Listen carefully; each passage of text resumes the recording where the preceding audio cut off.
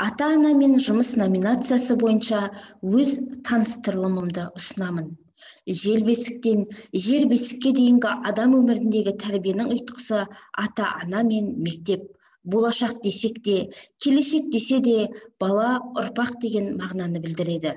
Адамның өзге тіршілік иесінен айырмашылығы дүниеге перзент әкелген соң, оның болашағын ойлау, адам етіп тәрбиелеу.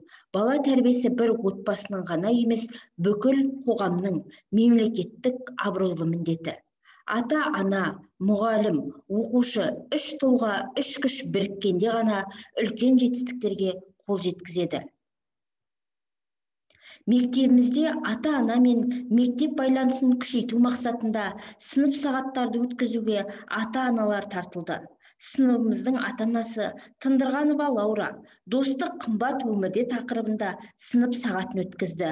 Мақсаты оқушыларға достық туралы әңгімелей отырып, олардың достық қарым-қатынасын нығайту. Сынып сағатында достық туралы оқушылар ән айтып, өлең оқыды. Көрініс көрсетіп, күй тартылды. Көрермендер ата-ана Лаура апайға алғыстарын білдірді. Назарларыңызға сол сынып сағатынан шағын бейне көрініс ұсынамын. Шетпе гимназиясының 5-ші сынып оқушыларының ұйымдастырған достық қымбат өмірде атты тәрбие сағатына қош келдіңіздер. Сынып оқушыларының орындауында дос болайық бәріміз.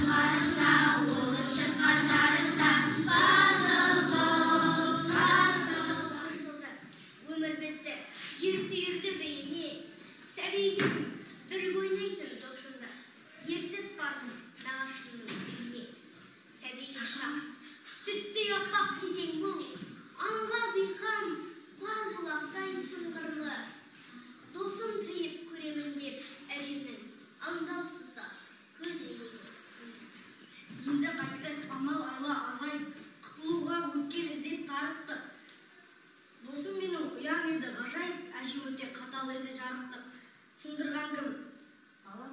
Бала мұнша болам екен мазасыз. Сындырған кім? Алдыма келіп тұр жылдам. Енді қайтты, кімісін бақ көмегі.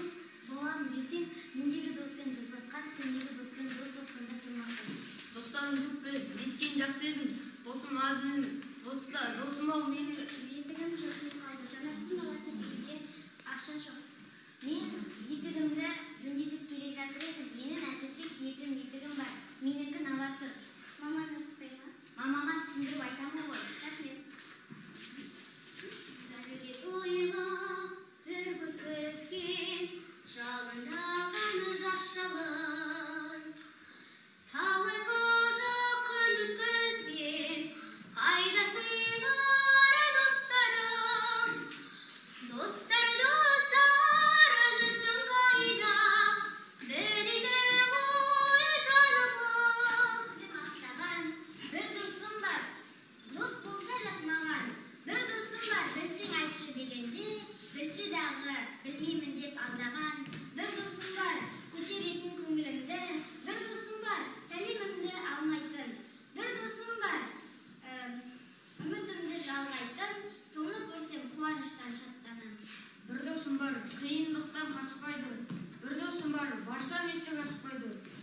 досым бар, қолда барын ұсынып, мерейімді бір өсіріп тастайды. Бір досым бар, татты бәрімен, бір досым бар, жүрсі дейді әріден.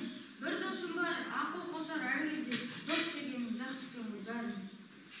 Әрқашан күн сөнбесін, аспаннан бұлт төнбесін, қасымда болсын мамам, болайын мейраман.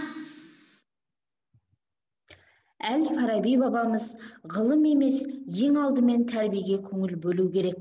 Тәрбиесіз адамға ғылым баянды болмайды дегендей, ұрпақ тәрбиесіне мүдделі екендігін ата-аналар іс жүзінде дәлелдеп отырулары тиіс.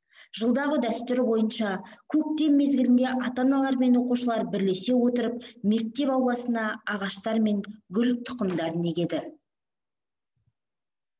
Үлкенді сыйлау үлгілі іс. Бала өмірінде ата мен әже тәрбиесінің орны бөлек. Сыныбымызбен үлгілі оқушымыз Сымбаттың әжесі Қалмырзаева Асылтас апайдың үйінде қонақ болып, тәрбиелі әңгімелерін тыңдадық. Қазіргі өсіп келе жатқан жас ұрпаққа қандай кеңес бересіз? Жас ұрпаққа беретін кеңес көп. Сендер алғашқы мектепке аттап келдіңдер, мен биыл 7-ші класс па 8-ші классында?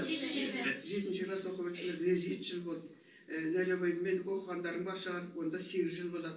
Міне еңбекке баулу, міне мектепті бітіру, ең алғашқы мектепті бітіріп, өмір жолына әркім өзінің қалаған мамандықтары бойынша білім алып, содан еңбекке араласып, тәрбиелі болып, мәдениетті болып, әдепті болып, тәртіпті болып, осы кәпірай деген атаққа ие болмайтындай жақсы оқушы болыңдар. Өмірде түрлі жағдайлар кездесіп жатыр. Мектеп аралықта болып отыр, халықаралықта болып отыр. Кешегі әртүрлі жағдайлар болып жатыр. Соның бәрінен аулақ болыңдар. Дендеріңді бөлек ұстаңдар.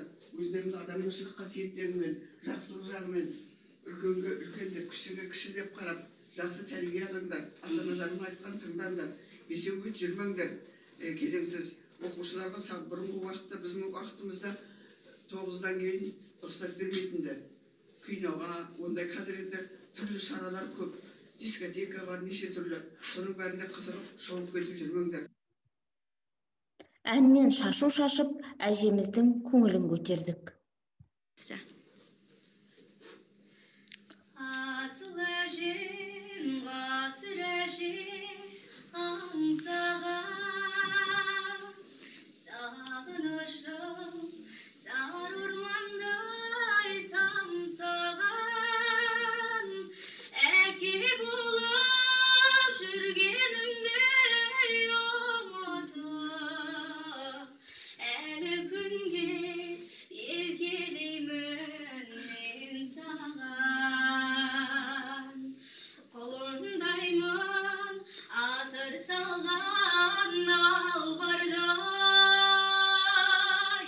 қозыңдаймын ойнақтаған аңғарда. Менің жаным жүрегімде ораулы, сенің жаның жаулығымда түйілі. Менің жаным жаулығымда түйілі. Міне, осындай ынтымақ бірлікте ғана тәрбиенің ойдағыдай нәтиже берері ақиқат. Назарларыңызға рахмет.